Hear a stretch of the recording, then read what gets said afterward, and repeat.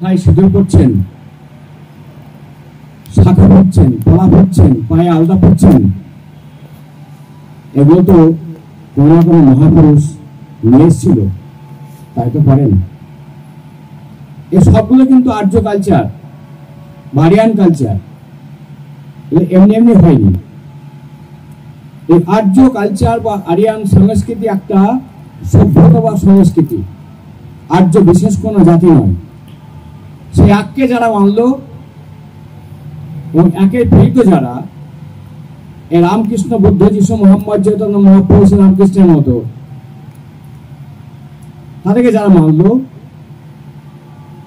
যে কারণে মানল, যে কালচারের জন্য আমাদের মাথা নত হলো, সেই সংস্কৃতিতে আমরা সংস্কৃত হলাম। গোটা ভারতবর্ষ তেমন ভাবে সংস্কৃত ছিল, আর সেই সংস্কৃতিকে বলা হয় আর্য সংস্কৃতি। তা কিন্তু উঠে গেল।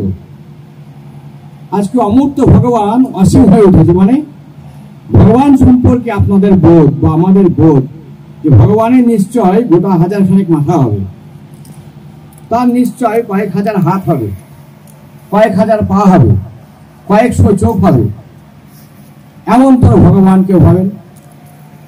আবার ভাবেন ভগবান ভীষণ জ্যোতির্ময় হবে, জ্যোতিতে এলাকা ভরে উঠবে।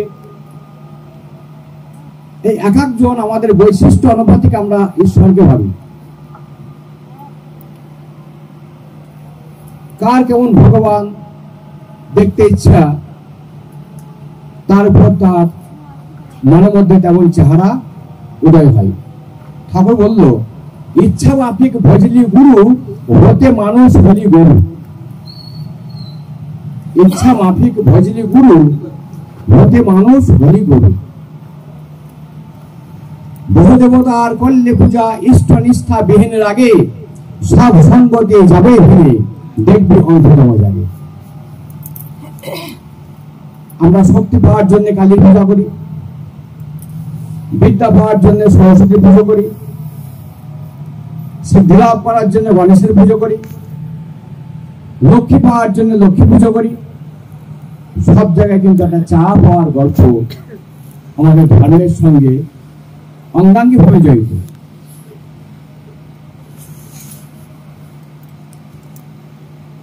কিন্তু যে আমার জীবন স্বামী, যে আমার উৎস, যেখান থেকে আমি সৃষ্ট হলাম, সে যদি আমার একান্ত আপন হয়, পরম পিতা হয়। মনে করেন ছোট্ট একটা বাড়িতে আমার বাবা মা আছে, তার দুই ছেলে আছে। দুই ছেলেকে রেগুলার বাবাকে গিয়ে বলে, বাবা তোমার সম্পত্তি আমাকে দিও, বাবা তোমার সম্পত্তি যেন পাই, বাবা তোমার সম্পত্তি যেন পাই। বলে? বলে না। কেন বলে না? ছেলে জানে যে আমি যেহেতু বাবার ওয়ারিস, আমার বাবার সম্পত্তির মালিক আমি, তাই না? কখনো বলবে না। কিন্তু আমরা ওয়ারিস নই এবং আমরা যোগ্য নই, তাই যোগ্যতা নাই দাবি করে বেঘর পথে তারাই মরে। তাই তেমন তোর যোগ্যতা আমরা দাবি করতে পারি না ঈশ্বরের কাছে। কিন্তু যে প্রকৃত, যে রিয়াল, যে তার সন্তান, তার অধিকার আছে, স্ট্রেংথ আছে যে আমি আমার ঈশ্বরের একান্ত আপন, সে কখনো ভিখারি হয়ে ঈশ্বরের কাছে চাইতে যাবে না, ঠাকুর তুমি আমাকে মুক্তা দাও, ঠাকুর তুমি আমাকে মুক্তা দাও। কেননা বিবেকানন্দ বলল যে হারাবার কিচ্ছু নেই এই জগতে, তার কাছ থেকে তোমার যা পাওনা তা তুমি পাবেই, সে সুখ হোক, দুঃখ হোক, যাই হোক না কেন। ঠাকুর কি বললো? তুমি যেমন তোর প্রকৃত হবে, প্রকৃতি তোমাকে তেমন তোর উপাধি নিশ্চয় দেবেন।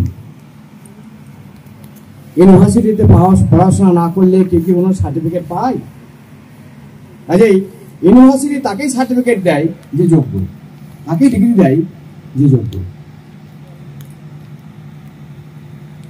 পরম পুরুষ পুরুষোত্তম ঠাকুর অনপর্যন্ত, তিনি আর বিগত দিনের মহাপুরুষ কিন্তু আলাদা নয়, একই আবির্ভাব বারবার।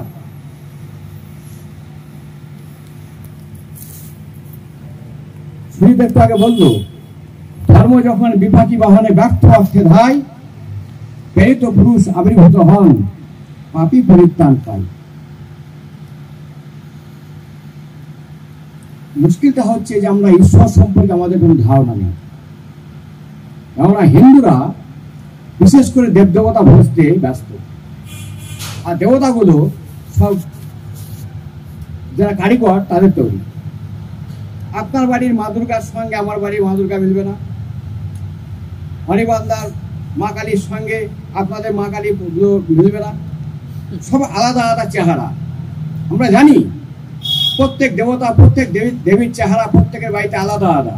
তা সত্ত্বেও আমরা আমাদের বাড়ির যে দেব বা দেবতা তাকে আঁকড়ে ধরে আমরা একটা কিছু লাভ করতে চাই। কি লাভ করতে চাই? ঈশ্বরীয় শক্তি। তো কি, what is the power of the ঈশ্বর? সায়েন্স মানে তো সিধা এন্স, সত্তাকে যা দেখায় তাই সায়েন্স। আচ্ছা, সায়েন্স কিছু না, ঈশ্বর নিরাকার একটা এনার্জি।